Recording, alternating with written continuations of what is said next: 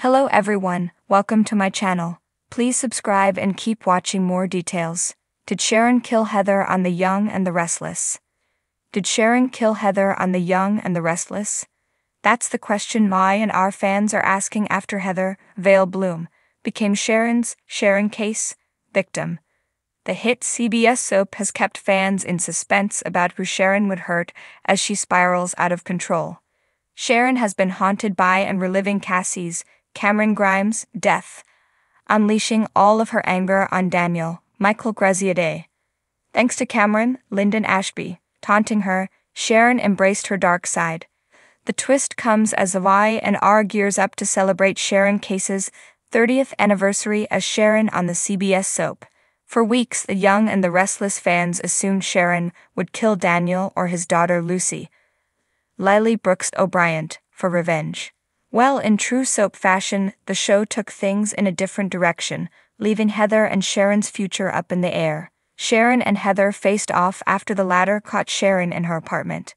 Y&R viewers know Sharon was there to poison Daniel, but then tried to take it back. The two women struggled, leading to Sharon blacking out and waking up to a knocked-out Heather not breathing. However, Heather was alive and speaking before Sharon got blurry and passed out, which raised questions. This wouldn't be the first time that Y&R has deemed a character dead, only to have them come back to life. Yes, we are talking about you, Cameron and Diane, Susan Walters, just to name a few. The fact Sharon blacked out and is missing time definitely raises suspicions that things are not as they seem. Cameron convincing Sharon to get rid of the body by throwing it over a cliff also doesn't add up either. Right now though, all signs point to Heather being dead and Sharon being the culprit. Sharon Case did tease a shocking turn of events ahead of her 30th anniversary episode that takes the current storyline in a whole new direction. Yes, Heather is leaving The Young and the Restless for at least the time being. Soap Spoilers has confirmed that Vale Bloom is no longer filming for the hit CBS soap. Honestly, we know we can't believe what we saw on screen, so it wouldn't be surprising if the show throws another twist in our direction and Heather ends up back on screen during November sweeps. In the meantime, Y&R viewers will get to see what happens next in this Sharon saga, including how long it takes Daniel and Lucy to figure out Heather is dead. The air in Genoa City was thick with whispers, and Sharon Newman felt every gaze lingering on her, judging her. The weight of suspicion had become unbearable, and the murmurs about Heather's death haunted her steps. Sharon had been through enough in her life, enduring heartbreak, betrayal, and scandal. But this murder? It felt like too much. Yet even she couldn't deny the evidence that seemed to point in her direction.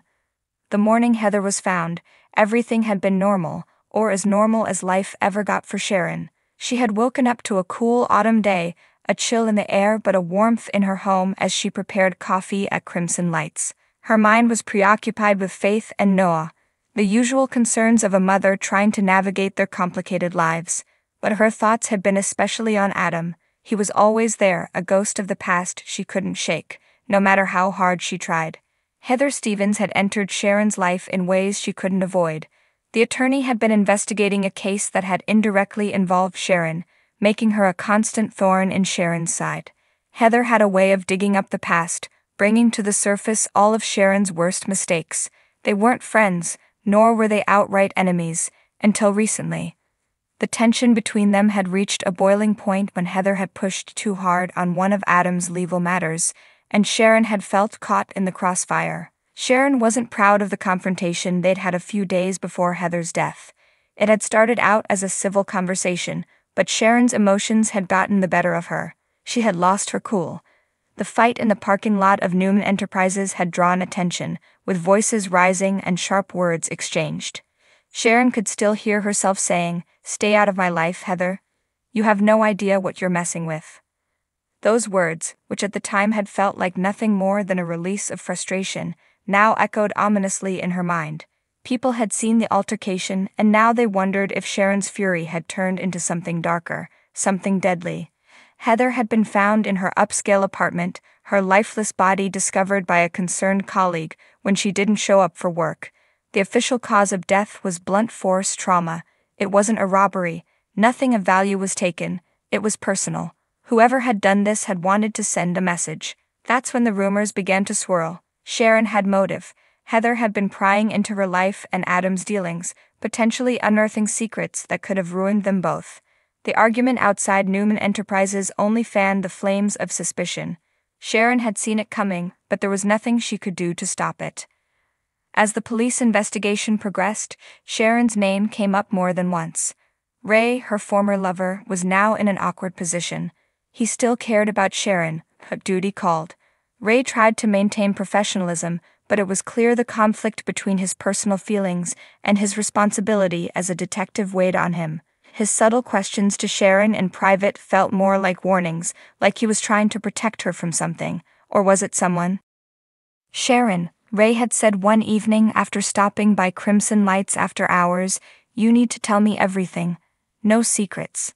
She had looked at him, the man who had once been her safe harbor, and felt her throat tighten. "Ray, I didn't kill her." "I believe you," he had replied, but his voice was uncertain. "But this case is out of my hands. The evidence, there are things you don't know yet." And there it was, the chilling truth that kept her awake at night. Sharon didn't know everything about that fateful night. She had been at home when Heather was killed, or so she thought. But as the investigation deepened, there were gaps in her memory that started to unsettle her. Could she have blacked out? Was there some part of her, a darker part, that had snapped? One evening, as she sat alone in her living room, Sharon sifted through the foggy details of the past few weeks. She remembered drinking a glass of wine the night of Heather's death, trying to calm herself after a particularly stressful day. But after that, things got hazy. Had someone been at the door? She vaguely recalled a conversation, but with whom? And why was her coat missing when she checked her closet the next morning? Sharon had been through this kind of torment before, accused of things she hadn't done, framed by circumstances beyond her control. But this time the stakes felt higher. Heather was dead, and someone was making sure Sharon looked guilty. She thought about Adam. He was capable of many things, and Sharon had seen him at his worst. But would he go this far? Would he have killed Heather to protect Sharon and pin it on her in some twisted act of love? The thought was terrifying, but not out of the realm of possibility. Then there was Victoria. The Newman family had always been a complicated part of Sharon's life, and Victoria's resentment toward her had never faded. Sharon wondered if this was all a setup, orchestrated by someone in the Newman clan to finally get rid of her once and for all. As the days passed, Sharon found herself increasingly isolated. People she once considered friends were avoiding her, and the whispers had turned into full-blown accusations. She didn't know how much longer she could handle the pressure. Her only ally seemed to be Nick, who stood by her, convinced of her innocence, but even he had his doubts. The final blow came when Sharon discovered a bloody scarf hidden in the trunk of her car, the same scarf she had worn during her confrontation with Heather. Panic surged through her. How had it gotten there? Was it hers, or was someone playing a sick game? The police wouldn't care about those questions. All they needed was evidence, and this would be more than enough. Sharon realized then that she was being framed. But by who, and why? All she knew was that she had to find the answers fast, before Genoa City turned its back on her for good.